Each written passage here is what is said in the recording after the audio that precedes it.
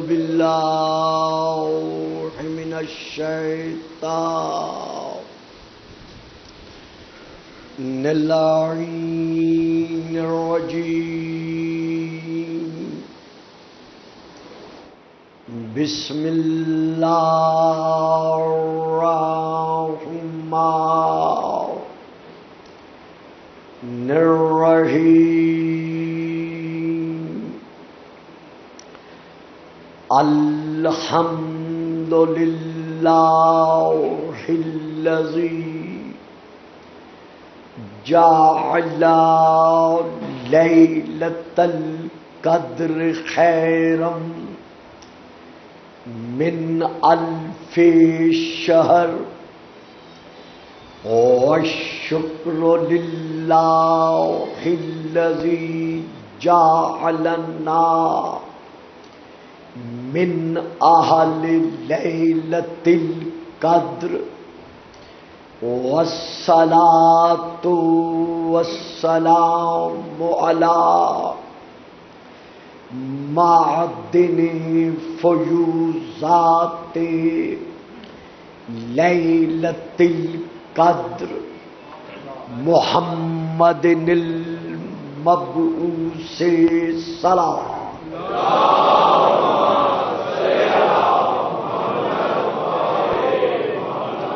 اما بعد فقد قال اللہ تبارک وتعالى الذي خالق ليلة القدر في كتاب القدر وما آتاكم الرسول فخذوه وما نهاكم عنه فانتهوا واتقوا الله إن الله شديد العقاب صلوات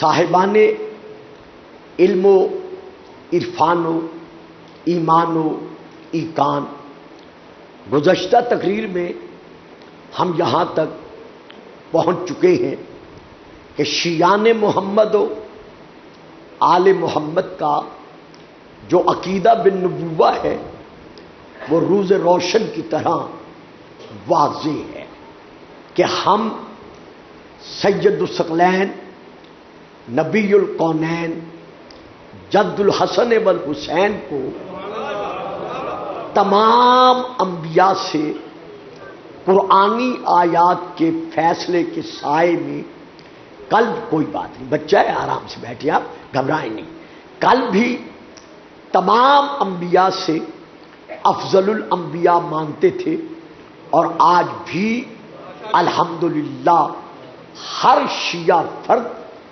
اسی عقیدہ بالنبوہ پر زندگی بسر کر رہا ہے اور کرتا رہے گا کہ ہمارا رسول افضل الکائنات ہے۔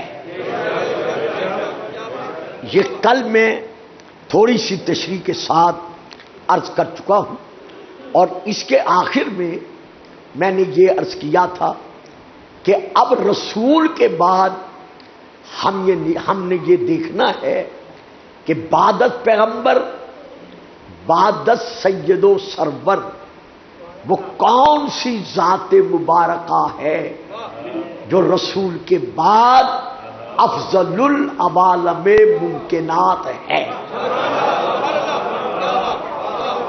تو اس سلسلے میں بھی کل میں نے کچھ گزارش کی تھی، اور اسی سلسلے کو آگے بڑھاتے ہوئے آج میں تسلسل سے کلام کو لے کے چل رہا ہوں کہ کائنات کے رسول نے جب بھائی چارہ قائم کیا تھا تو اگر رسول نے کسی کو اپنا بھائی قرار دیا ہے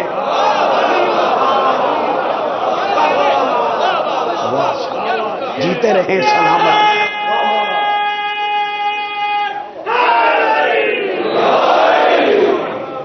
رسول کائنات نے جب مسلمانوں کے مابین مکہ میں یا پھر دوسری مرتبہ مدینے میں صیغہ اخوت پڑھا تھا، بھائی چارہ قائم کیا تھا، تو رسول نے اگر کسی کو اپنا بھائی قرار دیا ہے، یہاں کے لیے بھی اور وہاں کے لیے بھی،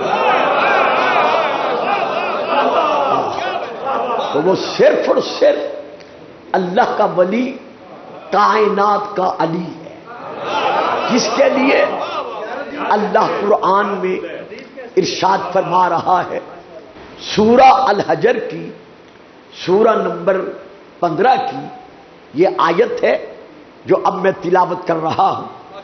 وَإِخْوَانًا عَلَىٰ سُرُرٍ مُتَقَابِلِينَ، جنت میں جنتی تختوں پر مثل تصویر آئینہ، بھائی ایک دوسرے کے روبرو آمنے سامنے جلوہ فگن ہوں گے۔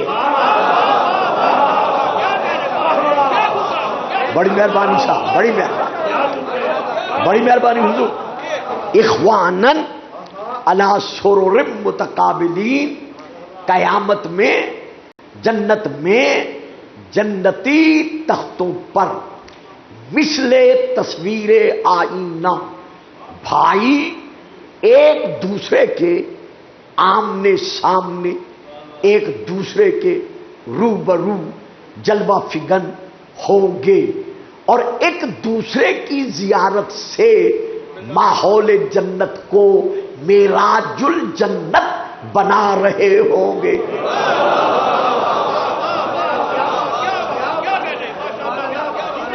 نہیں صاحب، میرا یہ فکرہ بچوں نے لیا نہیں ہے جو سامنے بیٹھے تھے، ایک دوسرے کی زیارت سے ماحول جنت کو معراج الجنت بنا رہے ہوں گے۔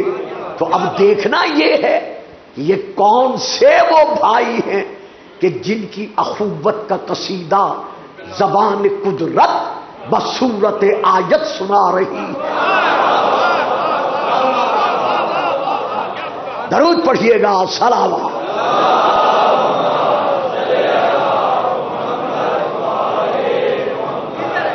میرے محترم مکرم سامعین، جس قدر صاحب علم و عرفان تشریف فرما ہیں وہ یہ اچھی طرح جانتے ہیں اور انہیں علم ہے کہ کلام مقدسہ میں لفظ اخن یعنی بھائی، لفظ اخن اپنے متعلقات کے ساتھ اور اپنے تمام تر مشتقات کے ساتھ 90 آیات میں موجود ہے۔ یعنی اخن کا جو لفظ ہے، واحد کے اعتبار سے، تثنیہ کے اعتبار سے، جمع کے اعتبار سے، مذکر کے اعتبار سے، مؤنث کے اعتبار سے، یہ لفظ 90 آیات میں قرآن مقدسہ میں موجود ہے۔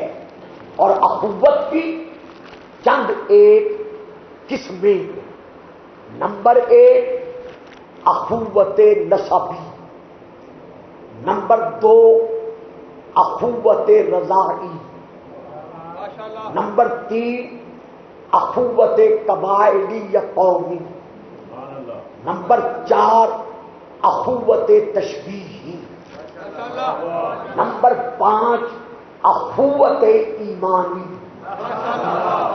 اب ہم پھر رجوع کرتے ہیں کلام مقدسہ کی طرف۔ نمبر 1 اخوت نسبی، سورہ یوسف سورہ نمبر 12 آیت نمبر 59۔ حضرت یوسف علیہ السلام نے وہ بھائی جو غلہ لینے کے لیے آئے تھے، جب وہ غلہ لے کر جانے لگے اور انہوں نے کہا کہ ہمیں اجازت دیجیے کہ ہم دوبارہ بھی غلہ لینے کے لیے حاضر ہو سکیں، تو اب آپ نے ان بھائیوں سے کیا کہا؟ لا تونی بے اخر لکم من ابیکم، کہ اب جب بھی تم میرے پاس غلہ لینے کے لیے آنا تو اپنے اس بھائی کو اپنے ساتھ ضرور لانا جو باپ کی نسبت سے تمہارا بھائی ہے۔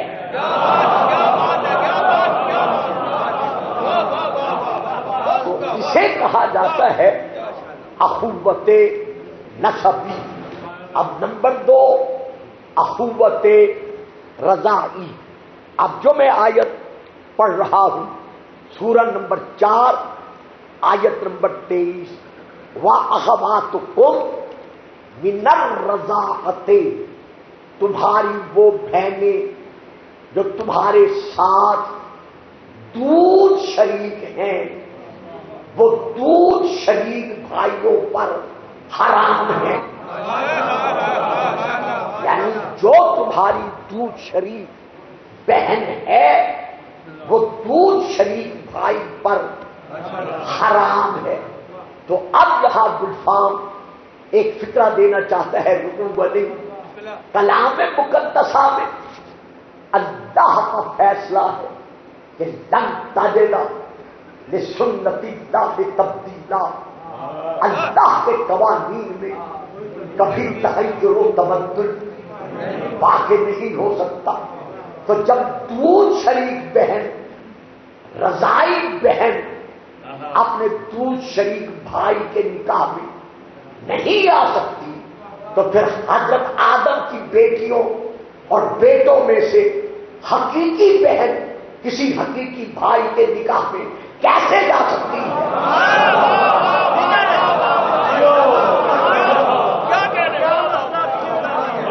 ضرور نہیں پڑھیں گے آپ صاحب۔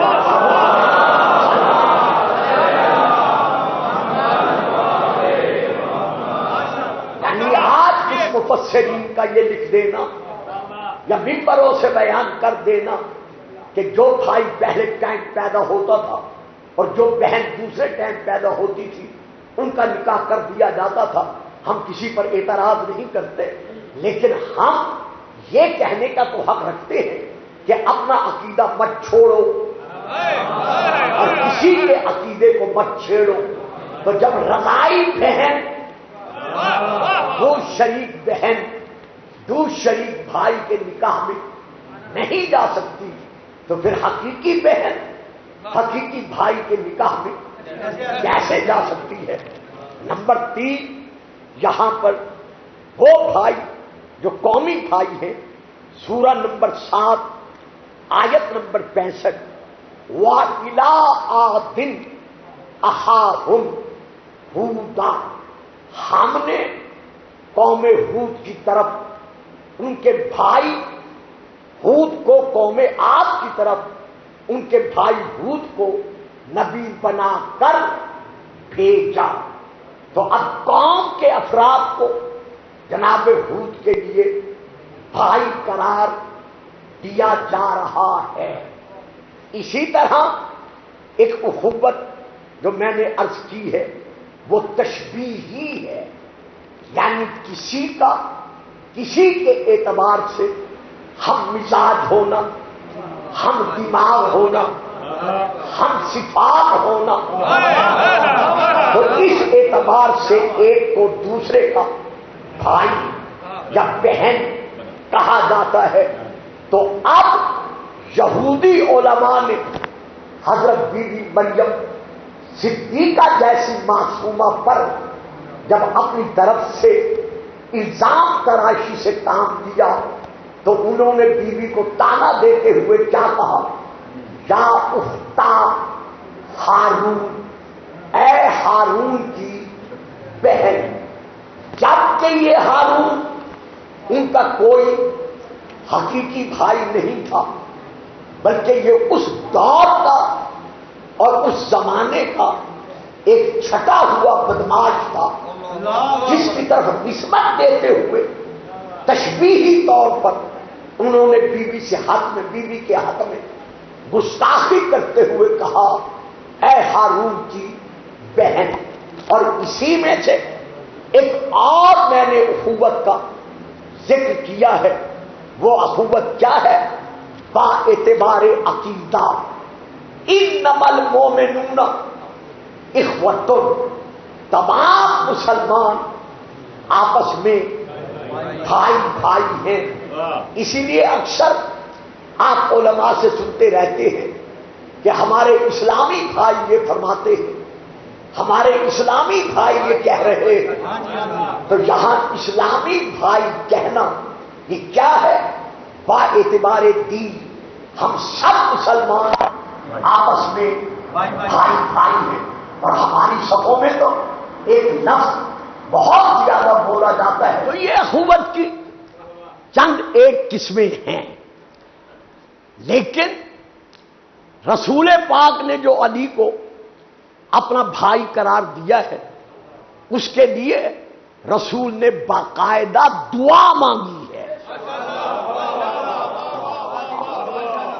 یعنی کتب خاصہ اور عامہ ہر دو میں رسول کی یہ دعا موجود ہے۔ باقاعدہ اخوت علی ابن ابی طالب کی خاطر دعا مانگی ہے۔ اب ہم آتے ہیں ان کتب کی طرف جن کا حوالہ دینا ضروری ہے۔ مناقب احمد بن حنبل، یہ ہے ایک کتاب۔ دوسری کتاب ہے الریاض النظرہ، جلد نمبر 2، صفحہ نمبر 163۔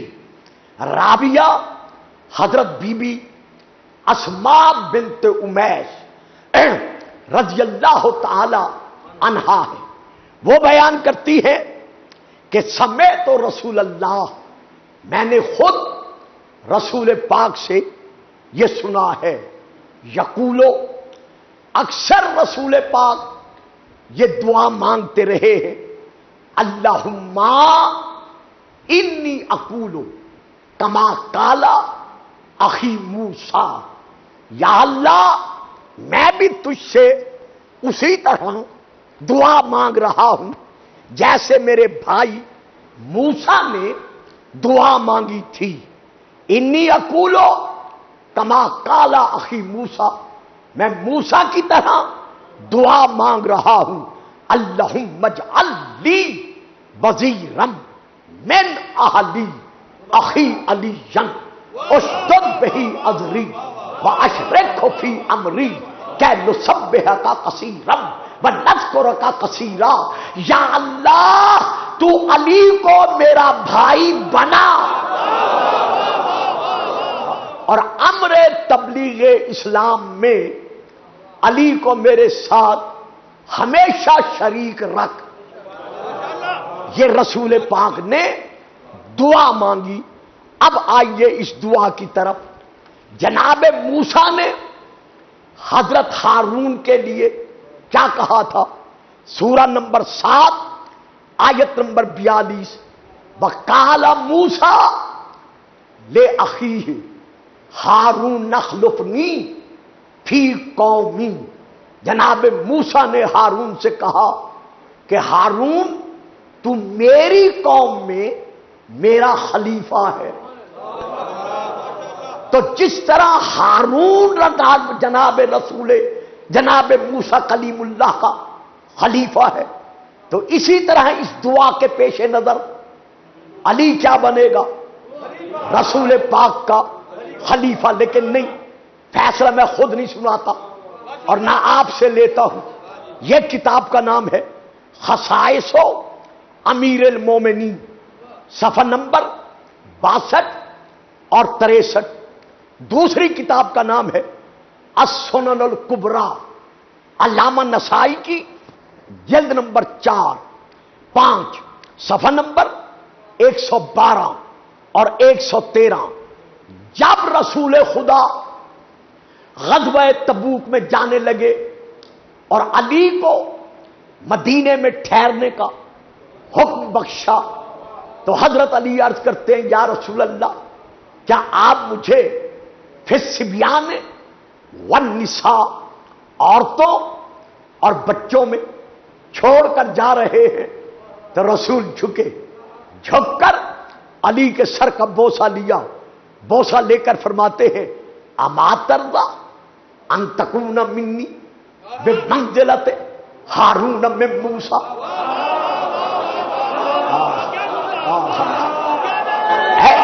واہ جی واہ، سلامت رہیں جی، آباد رہیں. آپ دیکھ رہے ہیں میں اپنے انداز خطابت سے ہٹ کر بالکل مختلف انداز میں یہ تقریر کر رہا ہوں تاکہ ہر صاحب سماعت صفحہ ذہن پر اسے نقش کر سکے. اما ترضیٰ، اے علی کیا تو اس بات پر راضی نہیں ہے کہ ان تکون منی بمنزلت ہارون من موسیٰ، کہ تجھ کو مجھ سے وہی مقام حاصل ہے جو ہارون کو موسیٰ سے حاصل ہے. ثم قالا، پھر کہا تمام اصحاب رضوان اللہ علیہم اجمعین موجود ہیں، علی ان کے درمیان کھڑے ہوئے ہیں، رسول علی کے سر کا بوسہ لے کر علی سے پھر کہہ رہے ہیں ثم قالا، پھر رسول نے علی سے کہا، کیا کہا؟ انت خلیفتی. نہیں میں نہیں پڑھوں گا، آگے نہیں پڑھوں گا. انت خلیفتی، اے علی میں اللہ کی منہ بولتی زبان، ناطق قرآن، رسول دو جہان اعلان کر رہا ہوں کہ تو میرا خلیفہ ہے. خلیفتی، علی تو میرا خلیفہ ہے. اب ان کتب میں آگے درج ہے یعنی فی کل مومن بعدی، یعنی میرے بعد جو جو مومن ہے اس کے عقیدے میں تو میرا خلیفہ ہے.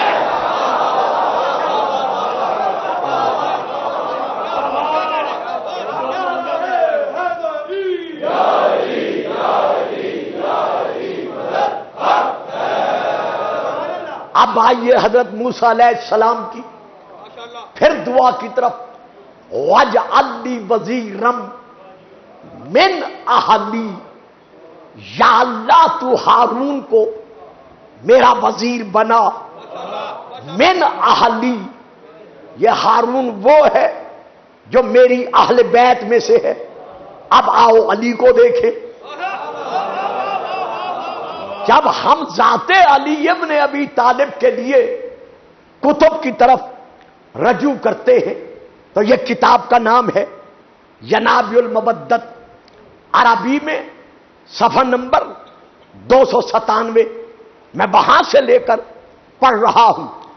ابی وائل نے حضرت عبداللہ بن عمر رضی اللہ تعالی عنہما سے یہ نقل کیا ہے کہ ایک دن ہم رسول کے صحابہ آپس میں بیٹھے ہوئے تھے اور اس مسئلے پر گفتگو کر رہے تھے کہ اصحاب رسول میں سے کون کون سا صحابی کس کس صحابی سے افضل ہے.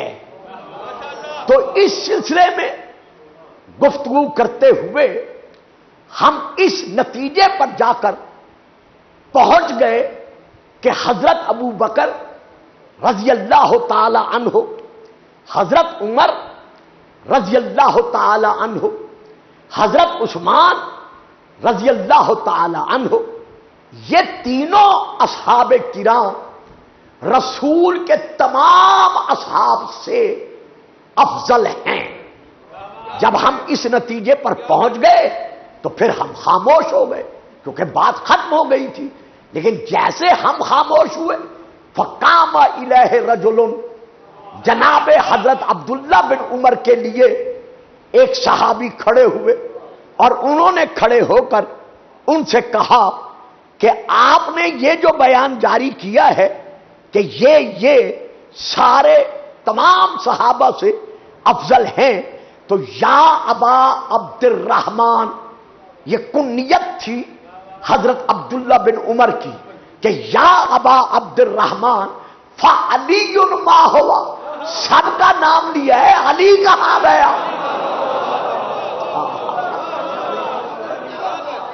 آپ نے یا علی مدد، آپ نے علی کا نام نہیں لیا.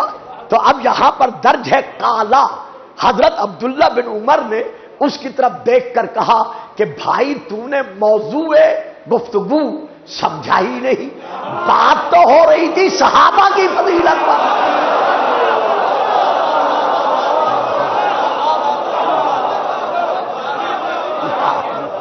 یا لیا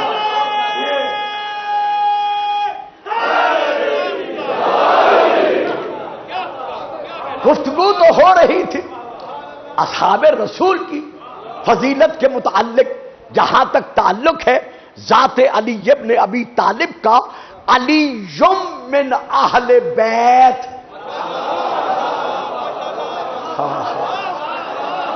4-5 تقریروں کے بعد میں آپ کو یہاں تک لے آیا ہوں، علی من اہل بیت، علی تو رسول کی اہل بیت میں سے ہے۔ اور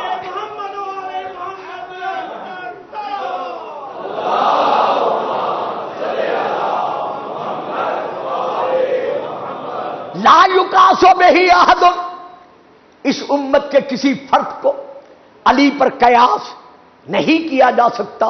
ہوا مع رسول اللہ فی درجات ہی، اگر علی کو دیکھنا ہے تو ان درجات میں دیکھو جن فضیلتوں میں رسول کو دیکھ رہے ہیں۔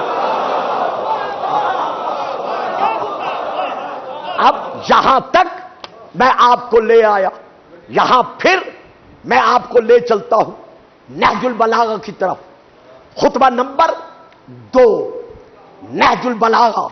حضرت علی علیہ السلام منبر پر بیٹھ کر صاحب منزلت رفیع ہارونی، دعوے دار سلونی، منبر پر بیٹھ کر خطبہ دے رہے ہیں۔ ایک شخص اٹھ کے کھڑا ہوتا ہے، کہتا ہے یا علی، آل رسول کا جو آپ مقام پیش کر رہے ہیں، کیا تھوڑی سی تشریح فرما دیں گے کہ آل رسول کا مقام کیا ہے؟ آپ فرماتے ہیں سن کر برداشت کر لو گے؟ اب حضرت علی نے خطبے میں آل رسول کا جو مقام پیش کیا ہے، چونکہ مجھے آگے بڑھنا ہے میں یہاں رکوں گا نہیں، صرف چند کلمات دے کر میں آگے بڑھ رہا ہوں۔ حضرت علی فرماتے ہیں سنو، ہم موضع سر ہی، رسول کی اہل بیت وہ ہیں جو اللہ کے رازوں میں سے ایک راز ہے۔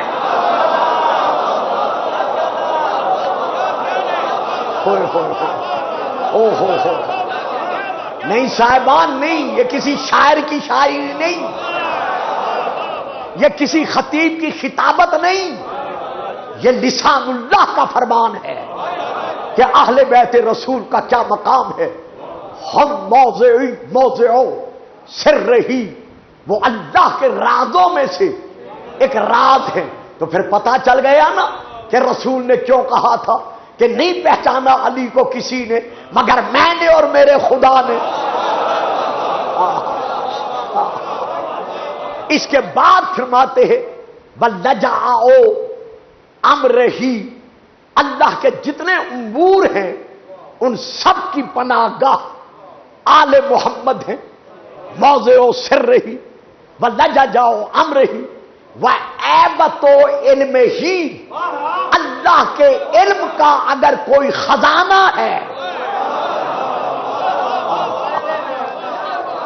اگر کوئی ظرف ہے تو وہ صرف اور صرف آل محمد ہیں۔ پھر فرماتے ہیں موعل و حکم ہی، اللہ کی جتنی حکمتیں ہیں وہ رجوع کرتی ہیں آل محمد کی طرف۔ وقحوف و کتب ہی، اللہ نے جتنی کتابیں نازل کی ہیں، جتنے صحیفے نازل فرمائے ہیں، ان سب کے علوم کا خزانہ جو ہے وہ اہل بیت رسول ہیں، وہ آل رسول ہیں۔ محمد کی وجہ سے دین کی جھکی ہوئی پشت سیدھی ہوئی ہے۔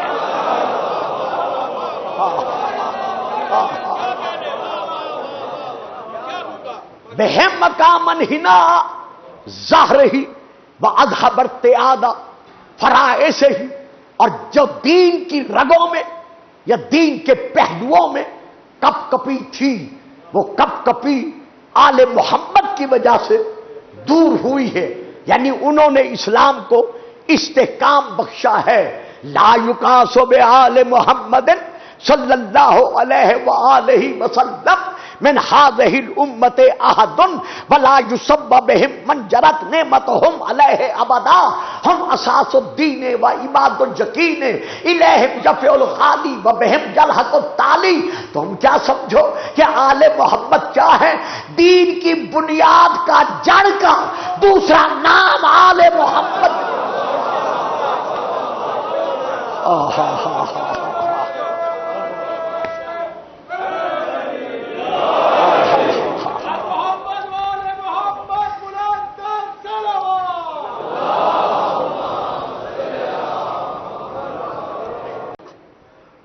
اللہ نے حضرت امام حسین علیہ السلام کو 3 شہزادے بخشے اور 3 شہزادیاں عطا کی۔ اتنا حضرت امام حسین کو اپنے ماں باپ سے مبدت کے اعتبار سے ایمانی طور پر عقیدت تھی کہ آپ نے ہر بیٹے کا نام علی رکھا اور ہر شہزادی کا نام ماں کے نام پر فاطمہ رکھا۔ سن 57 ہجری 24 ذی الحجہ کا دن جناب بی بی رباب کی گود میں چھوٹی بطول جلوہ فگن ہوئی۔ حسین مدینے میں نہیں تھے۔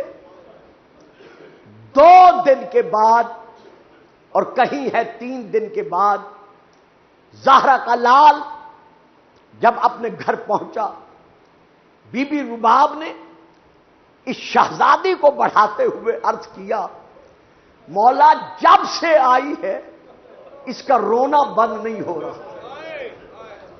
فرمایا رباب لاؤ میری بیٹی کو میرے حوالے کرو۔ جیسے یہ شہزادی حسین کے ہاتھوں کی زینت بنی، اللہ جانے حسین نے اس کی شکل میں کیا دیکھا جو زہرا کے لال نے رونا شروع کیا۔ جیسے حسین رونے لگے، بی بی رباب عرض کرتی ہیں مولا بیٹی سمجھ کر رو رہے ہو؟ فرمایا نہیں رباب، اس کی آمد کے لیے تو میں دعائیں مانگ رہا تھا۔ مرحبا مرحبا مولا۔ پھر رونے کا سبب کہا رباب آج تجھے پتہ نہیں چلے گا، ویسے بتا دیتا ہوں، اس کی زندگی کے دن کم ہیں مصائب زیادہ ہیں۔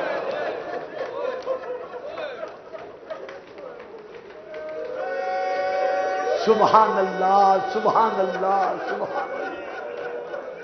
جی میں پھر عرض کر رہا ہوں، اس کی زندگی کے دن کم ہیں لیکن میری اس بیٹی کے مصائب زیادہ ہیں۔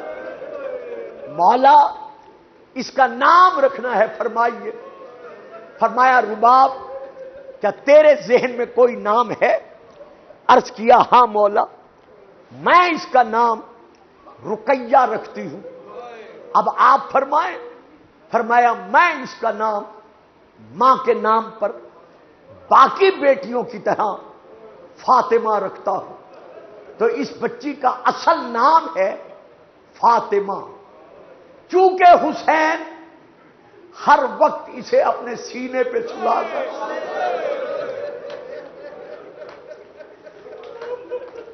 اس سے سکون پاتے تھے، اس لیے اس کا لقب پڑ گیا سکینہ۔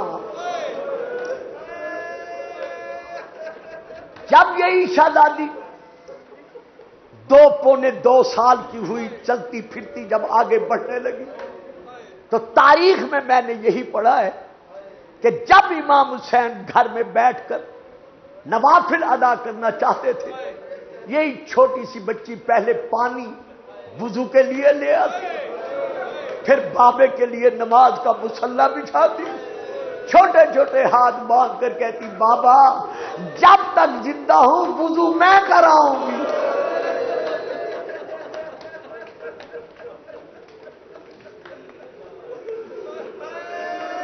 اللہ اکبر اللہ اکبر. یہ غم کی راتیں ہیں، سیدہ کو پرسہ دینے کی راتیں ہیں.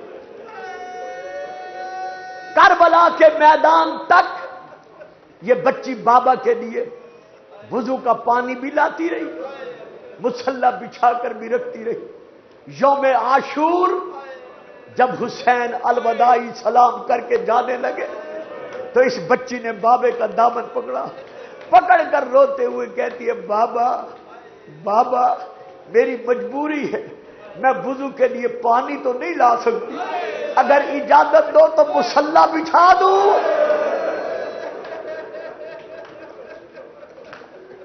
تیمم کر کے نماز تو یہی پڑھ لو. حسین بچی پر جھکے، جھک کے سر کا بوسہ لیا، بوسہ لے کر کہتے ہیں نہیں سکینہ آج میں نے نماز یہاں نہیں پڑھنی. بابا کہاں پڑھو گے؟ بیٹی میں میدان میں جا کر نماز پڑھوں گا. بابا پھر بعد کی نمازیں یہاں آ کر پڑھو گے؟ کہا بیٹی آج کے بعد زہرا کا لال پھر سجدے میں سر نہیں جھکا سکے گا.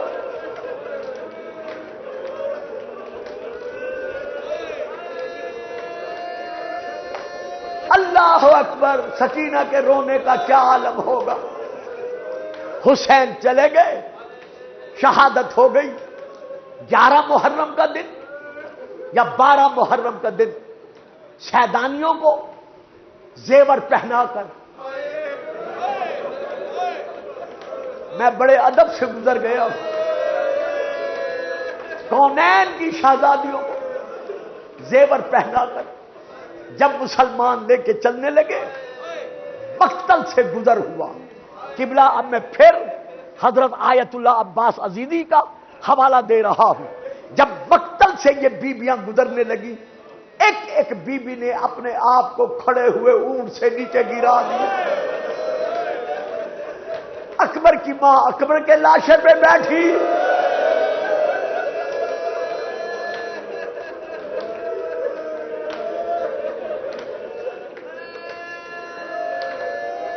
قاسم کی بیوہ ماں قاسم کے لاش کے ٹکڑوں پہ بیٹھی. ہر بیوی اپنے اپنے شہید کے لاشے پر بیٹھی. لیکن جناب زینب کہاں تھی؟ جناب زینب حسین کے لاشے پر جب گری تو آواز دے کر کہا سجاد میرا بھائی اترا تو یہی تھا، ذبح تو یہی ہوا ہے، لیکن یہاں تو پتھروں کے ڈھیر کے علاوہ کچھ نظر نہیں آتا.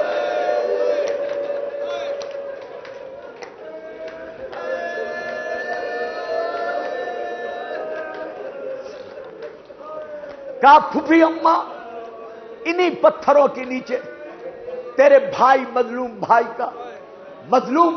کا پامال شدہ لاش ہے.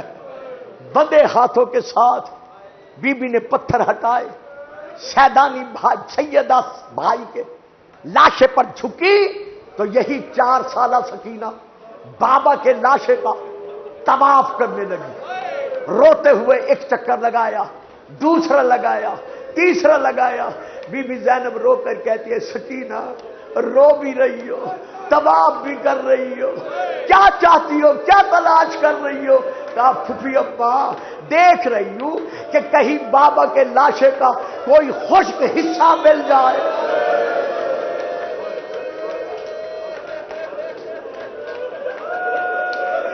کیا اب بھی میں پڑھوں آپ سن کر روئیں گے؟ ہائے کس طرح لوٹا گیا زہرا کا لال، کس طرح لوٹا گیا بطول کا گھرانہ.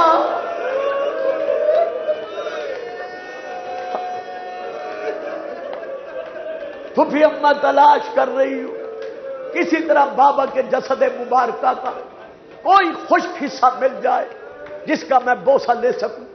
آخر میں آ کر یہ بچی بابا کے پاؤں کے قریب تلبوں کے پاس بیٹھی، دونوں پیاسے لب سکینہ نے بابا کے تلبوں پر رکھے. تلبوں پر رکھ کر بچی نے بین کرنا شروع کیے اور رو رو کے کہتی ہے بابا سر تو تیرا موجود نہیں ہے، کاش تو مجھے دیکھتا میں نے کتنے تماچے کھائے۔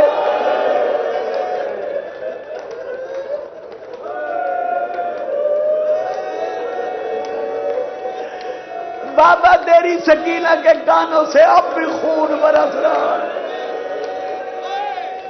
بابا ظالم ہمیں نیزے مارتے رہے، ہماری چادریں اجاگر لے گئے، بابا تیرے سینے پہ سونے والی خاک پہ بھی کوئی نہیں سونے دیتا۔ جب سکینہ نے بین کیے، حسین کے لاشے کا ایک ایک جز اپنی طرف سے اپنی جگہ سے اٹھا۔ بچی بین کر رہی تھی، شمر نے دیکھا کہ فوج کے کچھ لوگ حتیٰ کہ جانور بھی اس کے بین پر رو رہے ہیں، یہ آگے بڑھا۔ اب میں کیا پڑھوں؟ ہمارے ہاں رواج یہ ہے کہ جب کسی بچی کا باپ مر جائے اور وہ بچی بابے کے لاشے سے لپٹ کر رو رہی ہو تو کبھی کوئی اس کے سر کا پیار لیتا ہے، کبھی کوئی اسے پانی پلاتا ہے، کبھی کوئی اسی ٹھنڈی جگہ پہ بٹھاتا ہے، کبھی کوئی اسے سینے سے لگاتا ہے۔ اور چھوٹی چھوٹی اولادیں رکھنے والوں، شمر نے سکینہ کے سر پر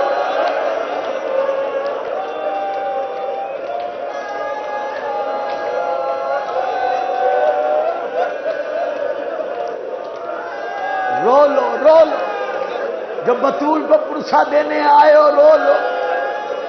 یہ رونے کی راتیں ہیں، غریبوں کو پرسا دینے کی راتیں ہیں، جن کی اولاد نہیں ہے دعا بھی مانگتے جاؤ، اللہ سکینہ کے صدقے میں اولادیں عطا کرے۔ اس ظالم نے دونوں ہاتھ سیدہ سکینہ کے سر پر رکھے، اللہ جانے کتنا ظلم کیا۔ بچی کا رونا بند نہیں ہوا، جب بند نہیں ہوا کچھ اور ظالم بڑھے، انہوں نے ظلم کیا۔ اب قبلہ میں وہ حوالہ دے رہا ہوں، حضرت علامہ عباس عزیزی کا کتاب کا نام ہے کرامات رقیہ، میرے پاس موجود ہے۔ اس کتاب میں یہ ہے کہ جب بچی کا رونا بند نہیں ہوا نا تو زجر بن قیس ملعون آگے بڑھا، بڑھ کر پہلے اس نے تازیانہ مارا، اللہ اکبر اللہ اکبر اللہ اکبر۔ بچی کا رونا بند نہیں ہوا، پھر تماچے مارے، بچی کا رونا بند نہیں ہوا۔ اور بیٹیوں والوں، علامہ عباس عزیزی لکھتے ہیں اس ظالم نے دونوں ہاتھوں سے سیدہ کو پکڑ کر اوپر اٹھایا، اٹھا کے زمین پہ گرایا۔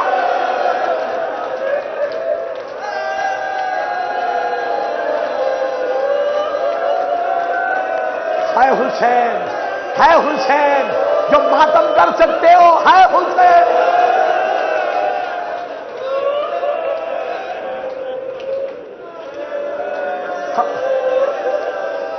جی سید، پھر پڑھتا ہوں پھر پڑھتا ہوں۔ کہتے ہیں روتے کیوں ہیں؟ نہ اس طرح نہ بابا،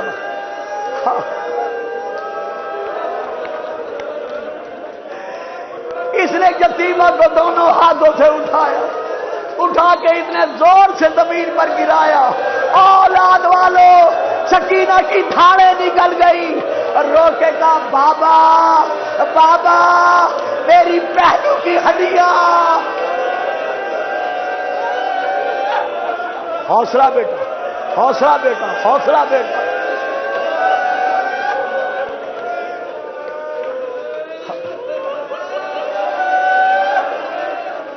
میرے مظلوم کربلا بابا، میرے غریب کربلا بابا، میرے شہید کربلا بابا، بابا میری ہڈیاں ادھر سے ادھر ہو گئی۔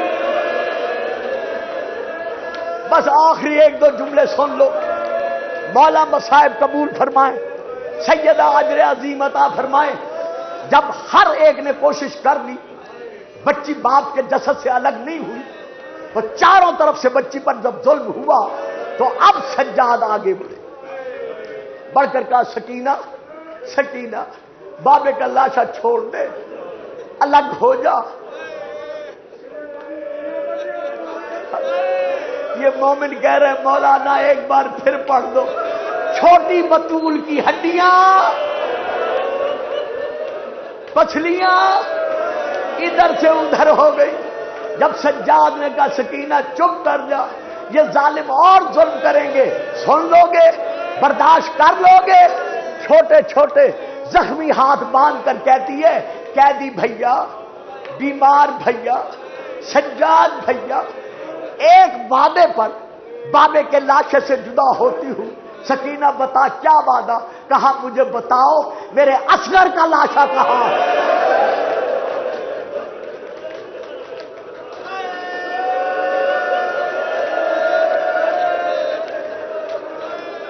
میرے صغیر کا لاشا کہاں ہے؟ سجاد لے کر آئے، سکینہ اصغر پہ گری. بس آخری فکریں سن لو. کربلا سے لے کر کوفے تک، کوفے سے لے کر شام تک یہ کل سفر بنتا ہے 1449 میل.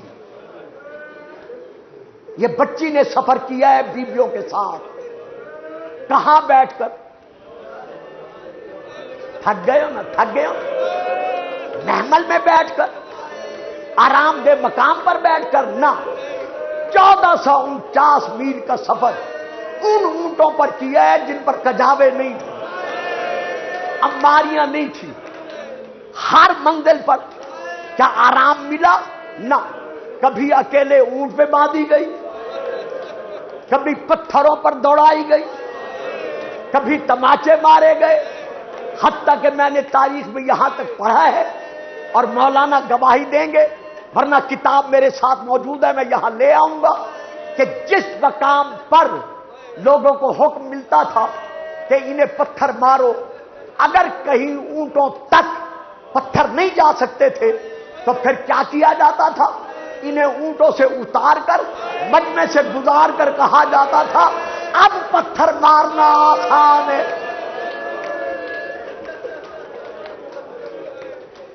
اس طرح شام پہنچی، سر سے پاؤں تک زخمی.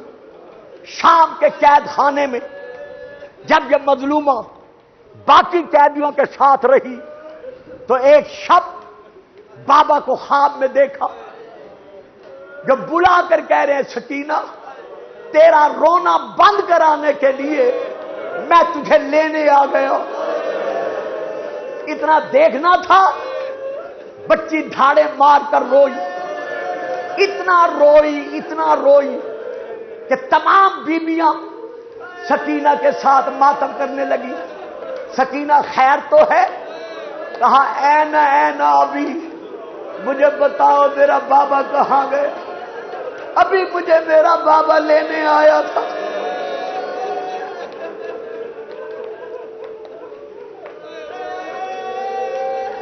بیویوں کو یقین ہو گیا سکینہ ہم سے بچھڑنے والی ہے. طارق بن عبداللہ دمشقی، جس کا دوسرا نام طاہر بھی آیا ہے، یہ کہتا ہے جب بچی کے رونے کی آواز یزید کے حجرے میں پہنچی، یزید کا سر میری گودی میں تھا، تشت میں حسین کا سر تھا، تشت سے حسین کا سر اٹھا، آنکھوں سے آنسو برس رہے تھے.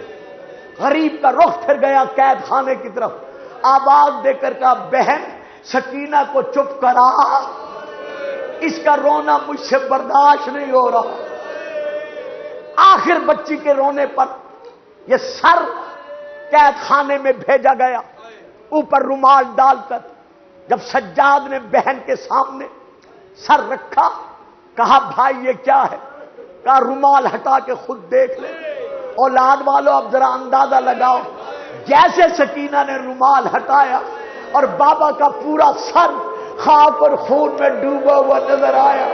بچی دھاڑے مار کر گردن کی رگوں پر رکی، جھکی، جھک کر کہتی ہے بابا ذرا مجھے بتا تیری خشک رگوں پر خنجر کس نے چلایا؟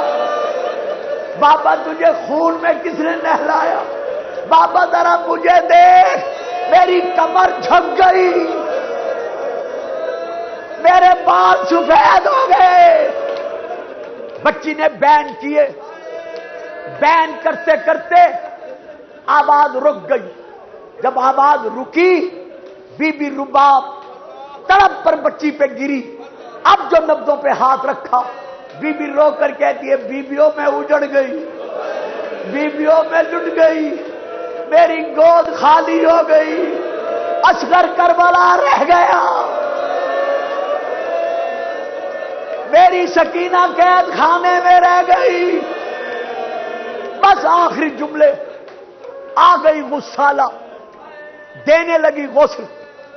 جیسے غسل دینے کے لیے آگے بڑھی, خونی کرتے میں بچی موجود تھی, سر سے لے کر پاؤں تک یتیم سکینہ کو دیکھا, دیکھ کر بیویوں کی طرف دیکھا, دیکھ کر کہتی ہے ہیں کیا دن بیویوں, کیا یہ بچی بے وارث تھی؟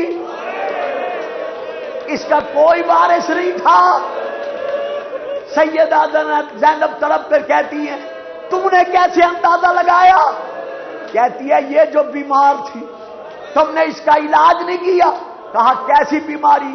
کہا بی بی آؤ دیکھو, سر سے لے کر پاؤں تک اس کے پورے جسم پر نیلے نیلے سیاہ سیاہ داغ پڑے ہوئے ہیں. اولاد والوں داغوں کا نام آنا تھا.